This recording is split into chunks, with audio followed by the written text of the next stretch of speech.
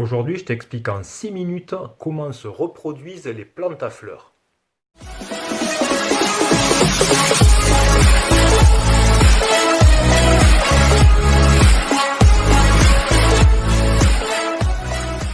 Bonjour et bienvenue sur les tuyaux du labo.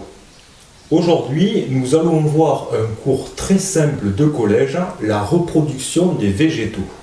Et pourtant, c'est aussi un cours que les élèves ont du mal à mémoriser. Je ne me l'explique pas, ça reste un mystère. Je vais donc essayer de faire très simple. Il existe bien sûr des exceptions et les mécanismes que je vais t'expliquer ici sont bien plus complexes. Mais tu es en collège et si tu maîtrises déjà tout ce que je raconte, c'est déjà excellent. Nous allons voir dans un premier temps la structure d'une plante et plus précisément la structure de la fleur. Puis dans un deuxième temps, nous verrons le mécanisme de la reproduction qui permet de comprendre comment on passe d'une fleur à un fruit. Cette reproduction chez les végétaux fait intervenir, comme chez les animaux, des gamètes. Un gamète, ce sont les spermatozoïdes et les ovules. On parle donc aussi de reproduction sexuée.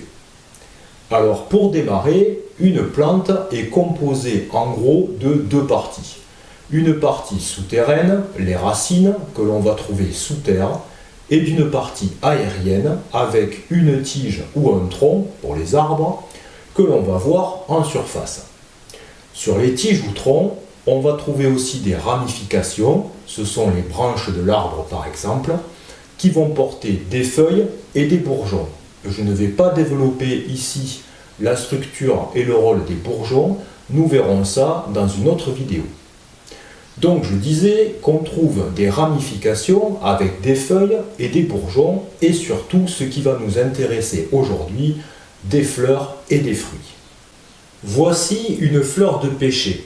De l'extérieur de la fleur vers l'intérieur, on va trouver des sépales, ce sont des petites lames vertes qui vont protéger la fleur lorsque la fleur est fermée. Ils la protègent du chaud et surtout du froid. Alors beaucoup de personnes font l'erreur, on dit un sépale, le mot est masculin. On trouve ensuite un cran vers l'intérieur, des pétales. Là aussi on dit un pétale, c'est aussi un mot masculin. Ils sont généralement colorés et permettent d'attirer les insectes pour favoriser la pollinisation. Nous allons y revenir. Ensuite, nous avons de longs filaments que l'on appelle des étamines. Il s'agit de l'appareil reproducteur mâle de la plante.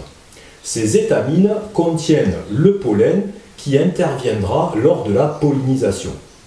Enfin, nous avons au centre l'appareil reproducteur femelle de la fleur, le pistil.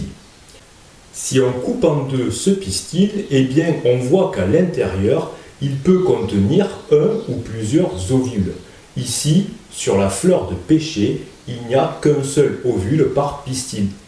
Vous voyez donc qu'une fleur est à la fois mâle, grâce aux étamines, et à la fois femelle, grâce au pistil. On retrouve sur une fleur les deux sexes. Alors comment ça marche la reproduction des fleurs? C'est notre deuxième partie. Prenons deux pêchers séparés d'une vingtaine de mètres dans un champ. Ils ont tous les deux des fleurs. Quand les fleurs sont à maturité, c'est-à-dire prêtes à se reproduire, les étamines fabriquent une petite poudre, souvent de couleur jaune, le pollen.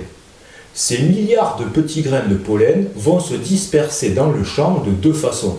Soit ils vont être transportés par le vent, soit par des insectes qui vont s'en recouvrir le corps lorsqu'ils vont venir butiner la fleur. Par le hasard le plus complet, le pollen d'une fleur de pêcher, du pêcher numéro 1, va finir par arriver sur une fleur du pêcher numéro 2. Il suffit alors qu'un grain de pollen tombe sur le pistil de la fleur pour que celui-ci germe.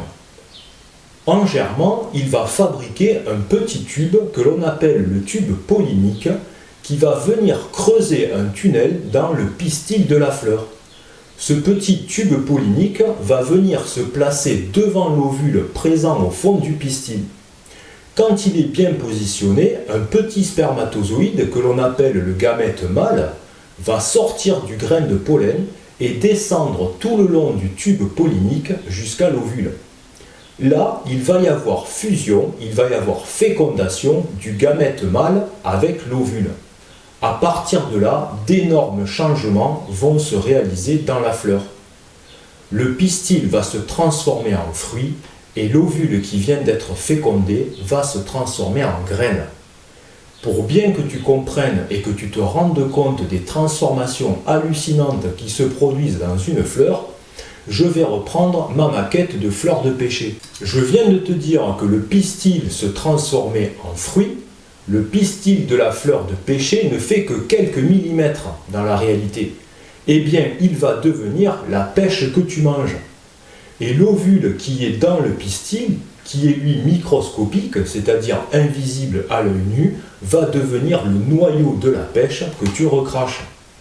En fait, quand tu manges une pêche, tu manges une fleur transformée. Tu manges un pistil transformé, le fruit, la pêche, et tu recraches un ovule transformé, le noyau. C'est exactement la même chose pour les cerises, les abricots et les prunes.